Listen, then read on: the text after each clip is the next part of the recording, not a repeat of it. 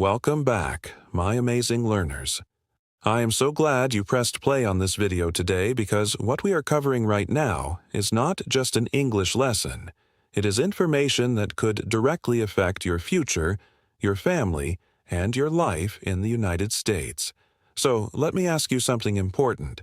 Have you been waiting on a USCIS case and suddenly things feel uncertain? Have you heard about major changes happening inside the U.S. Department of Homeland Security and wondered what it means for you personally? And here is the question that keeps so many immigrants and visa holders awake at night. If you needed to speak to an immigration officer, call USCIS, or explain your case in English right now, would you feel confident enough to do it? If any of those questions hit close to home, stay right here. This video was made for you.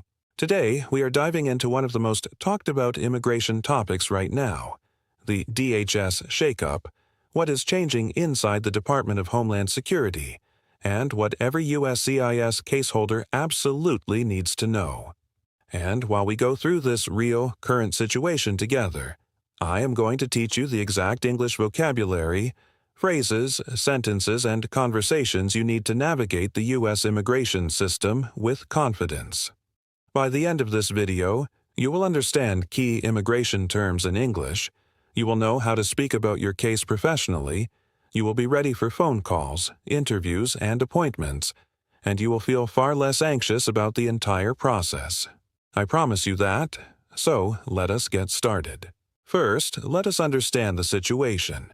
The Department of Homeland Security, which we call DHS, is the United States government department responsible for national security, immigration enforcement, and border protection.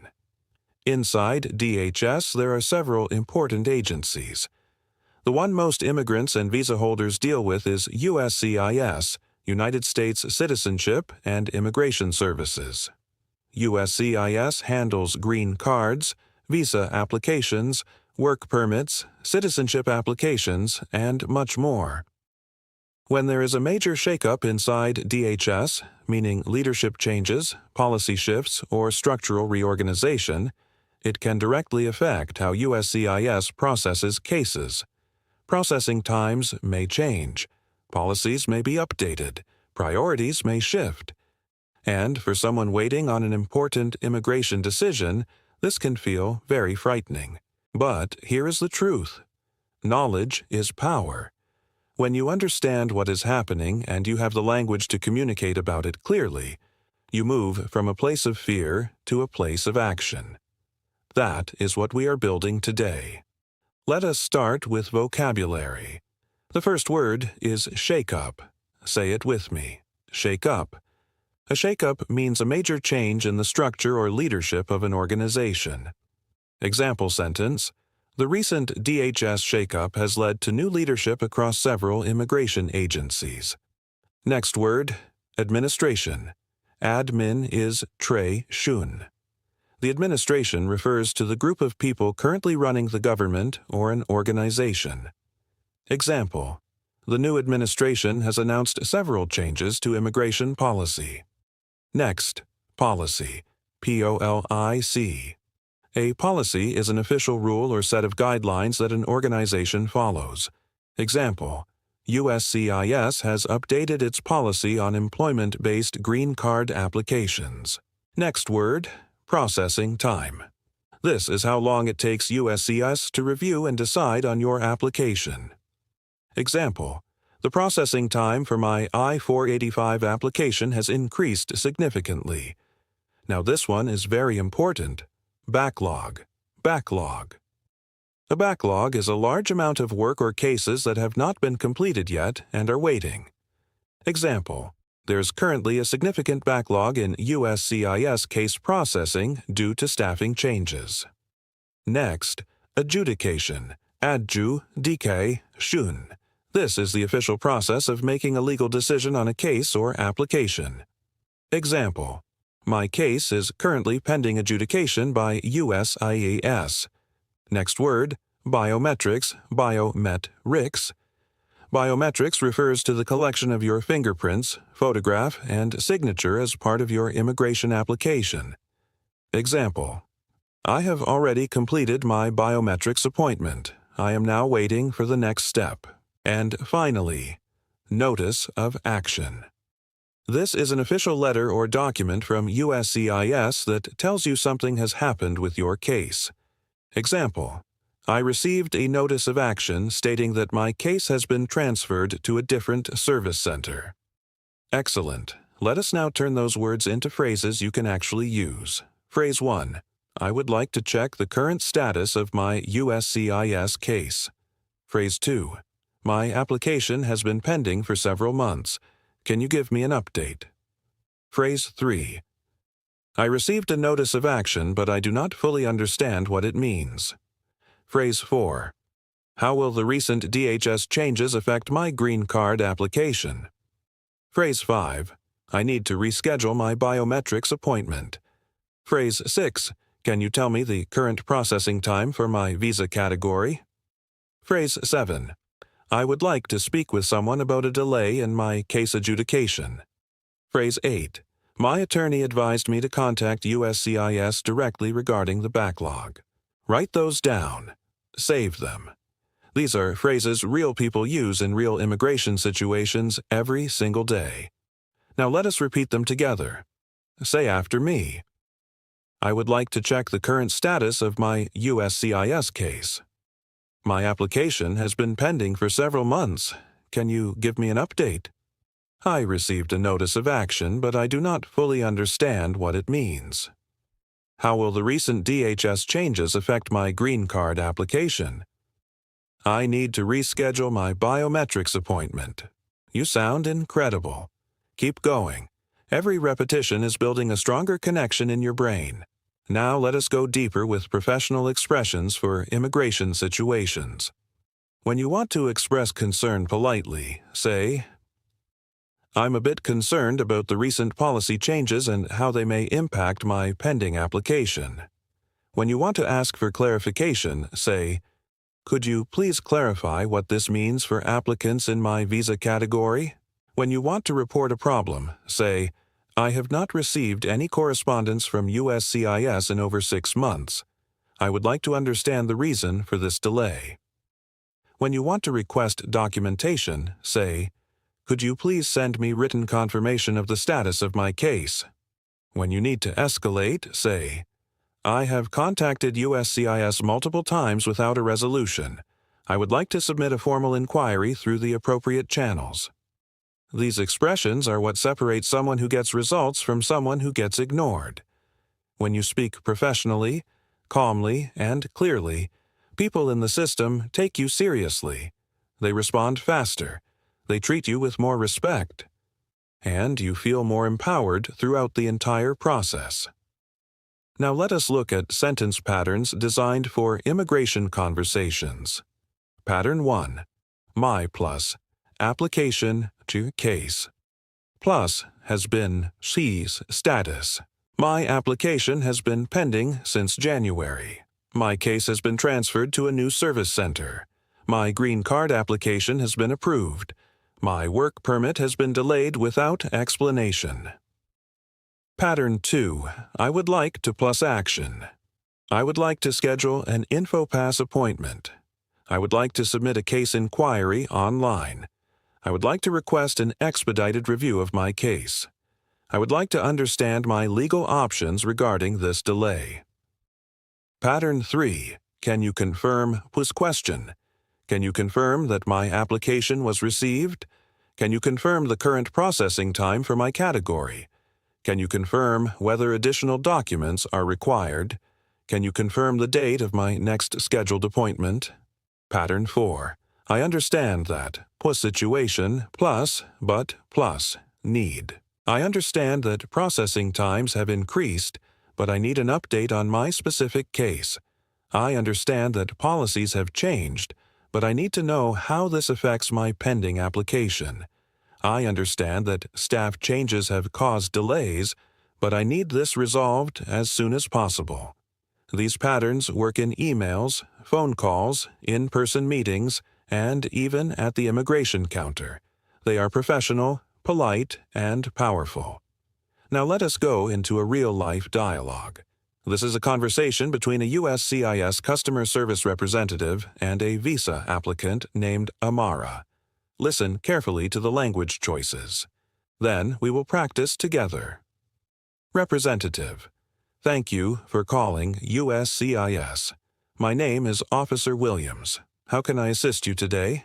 Amara: Good morning, Officer Williams. My name is Amara Hassan. I'm calling to inquire about the status of my I-485 application. I submitted it about 8 months ago and I have not received any updates recently. Representative: Thank you, Ms. Hassan. Can I have your receipt number, please? Amara: Yes, of course, it is MSC 2024-90142-6578. Representative: Thank you. I can see your case here. It is currently pending and has been assigned to an officer for review. Processing times for your visa category are currently running between 10 and 14 months. Amara: I see. I have also heard about recent changes within DHS and USCIS leadership. I am a little concerned about how that might affect my case. Could you give me any clarification on that? Representative: I understand your concern, Ms. Hassan. While there have been some organizational changes, USCIS is continuing to process all applications according to established procedures. Your case is in queue and is progressing normally. Amara: That is reassuring to hear. One more question. I received a notice of action last week, but I was not entirely clear on what the next steps are. Could you explain that to me? Representative: Of course. The notice of action you received simply confirms that your biometrics have been processed and your case has moved to the next stage of review. There is no action required from you at this time. Amara: That is very helpful. Thank you so much for clarifying that. Is there anything else I should be doing while I wait? Representative: Just make sure your address is current in the USCIS online system and that you respond promptly to any requests for evidence. Other than that, continue to monitor your case status online. Amara: Perfect. I really appreciate your time and assistance. Have a wonderful day. Representative: You too, Ms. Hassan. Goodbye. That conversation was a masterclass in professional English for immigration situations. Let us pull out the most powerful lines. I am calling to inquire about the status of my I-485 application. Inquire is a formal word for ask. It sounds educated and professional. I am a little concerned about how that might affect my case. This is emotionally honest, but still polite. It opens the door for more information without sounding aggressive. Could you give me any clarification on that? This is one of the most useful phrases in the English language for any professional situation. That is reassuring to hear. This shows you listened, you understood, and you feel better. It keeps the conversation warm and positive. I was not entirely clear on what the next steps are. Saying not entirely clear is more polite than saying I did not understand. It is softer and more professional. I really appreciate your time and assistance. Always end calls and meetings with gratitude. It leaves a positive impression, and the representative will remember the interaction positively. Now, let us talk about some important cultural knowledge that will help you in U.S. immigration situations. In the United States, government offices and immigration services value directness combined with respect. You should be clear about what you need, but always use polite language. Do not be aggressive, even if you are frustrated. Aggression in U.S. government contexts can actually slow down your case or result in the call being ended. Always have your documents ready before calling. Your receipt number, your case number, your full legal name as it appears on your application, and your date of birth. This saves time and shows you are organized. If you are calling USCIS, be prepared to wait on hold for a long time. This is normal. Use the time to review your questions. When the officer answers, speak clearly, slowly, and confidently. If you do not understand something, it is completely acceptable to say, "I am sorry. Could you please repeat that more slowly? Or, could you please spell that for me? No one will judge you. In fact, asking for clarification shows intelligence and responsibility. And one more cultural tip. Always take notes during important calls or meetings. At the end of a call, say, "Just to confirm, the next step is, repeat what they said." Is that correct? This shows you are organized and it protects you if there is ever a dispute about what was communicated. Now, let us do a speaking drill together. I will give you a situation and you respond out loud. Ready? Let us go. Situation 1. An officer asks why you are calling. You want to check your case status. Say it. I am calling to inquire about the current status of my pending USCIS application. Situation 2. You want to know how recent DHS changes affect you. Say it. Could you please clarify how the recent DHS organizational changes might impact my case? Situation 3. You received a confusing letter and need help. Say it. I received a notice of action last week, and I would like help understanding what the next steps are. Situation 4. You want to confirm your address is up to date. Say it. I would like to confirm that my current address is correctly listed in your system. Situation 5. You want to end the call professionally. Say it. Thank you so much for your time and assistance today. I really appreciate your help. Brilliant work. Absolute brilliance. Say those sentences again tonight before you sleep, and again tomorrow morning. Repetition is the engine of fluency. Now let us cover pronunciation for 3 words that many international learners find difficult. The word adjudication. Many learners say adjudication. The correct pronunciation is adjudication. The third syllable is D, not D. Adjudication. Say it 3 times. Adjudication. Adjudication. Adjudication. The word biometrics. Many learners stress the wrong syllable. They say biometrics. The correct stress is biometrics. The emphasis is on met. Biometrics. Biometrics. The word USCIS. This is always said as individual letters.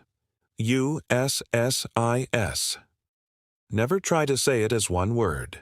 USSIS. Practice saying this naturally because you will use it in every immigration conversation. Common mistake section. This is where we fix the errors that even advanced learners make. Mistake 1. Wrong. My case is on process. Correct. My case is in process, or my case is being processed. Mistake 2. Wrong. I am waiting my green card. Correct. I am waiting for my green card. Mistake 3. Wrong. USCIS sent me a letter. Correct. USCIS sent me a letter. Sent is the past tense of send, not sended. Mistake 4. Wrong. I need to make an appointment for biometric. Correct.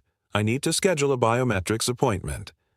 Biometrics is always plural, and we say schedule an appointment, not make an appointment in formal settings. Mistake 5. Wrong. The officer told me that my case is pending. Correct. The officer told me that my case is pending. There is no to after told when the object is a person. These small corrections make a big difference. In official situations, grammar errors can sometimes cause confusion and miscommunication. Clean, correct English protects you and ensures your message is always understood perfectly. Now, let us do a shadowing practice. Read this paragraph out loud. First, slowly, then at normal speed. Then, try to say it from memory.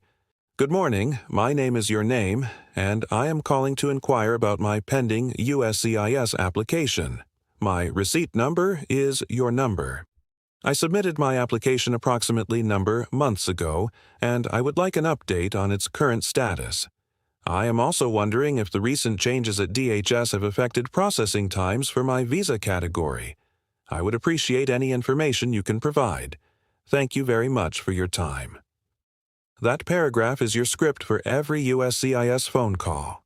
Memorize it, own it, use it. Now let me speak directly to you for a moment, because I know this immigration journey is not easy. I know that waiting for a letter that could change your life is one of the most emotionally difficult experiences a person can go through. I know that speaking English in official situations adds an extra layer of pressure on top of an already stressful process.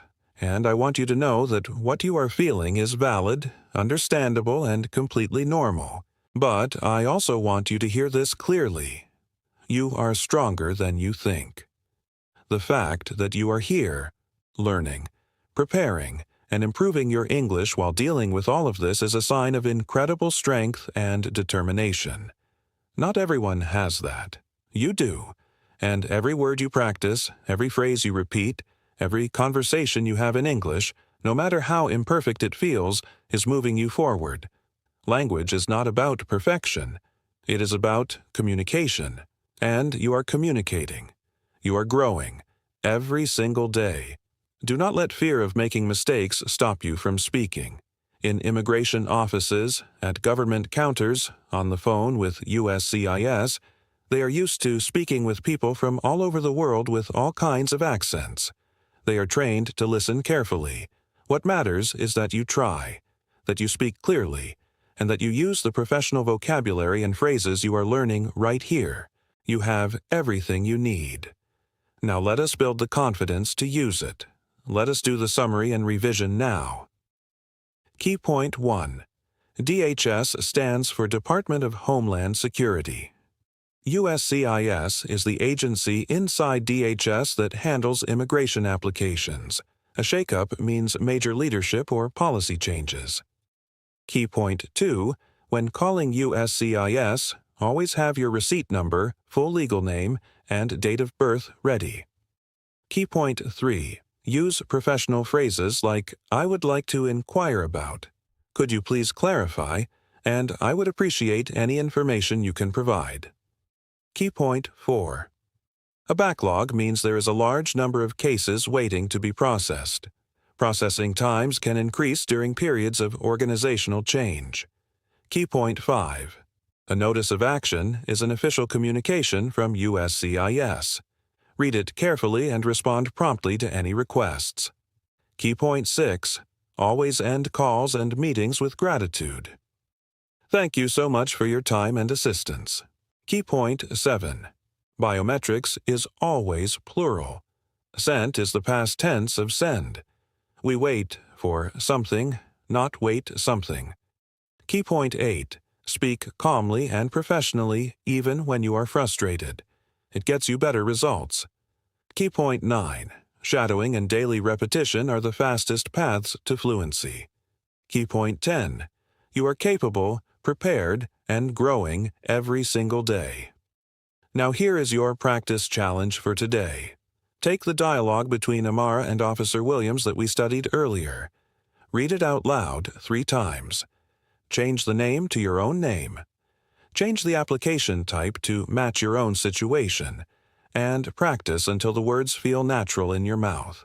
Then come to the comment section and write 1 sentence from today's lesson. Just 1 sentence using any phrase or vocabulary word we covered. Your sentence will inspire someone else who is watching this video and going through the same journey as you. We help each other here. This community is built on support and growth. If this lesson was helpful to you today, and I truly believe it was, please give this video a thumbs up right now. It is the simplest way to support this channel and to help other learners around the world find this content when they need it most. And if you have not subscribed yet, please do it right now and turn on the notification bell so you never miss a new lesson. I post practical, real-world English lessons regularly. The kind of English you actually need for your real life, not textbook exercises, not robotic drills, real conversations for real situations. This channel is your safe space to learn, practice, and grow. Come back every week, stay consistent, and always remember, fluency is not a destination, it is a daily practice, and you are already on the path. I am so proud of every single one of you for watching this far. Now, go practice, speak out loud, and I will see you in the next video. Take care of yourself and keep going. You are doing better than you know.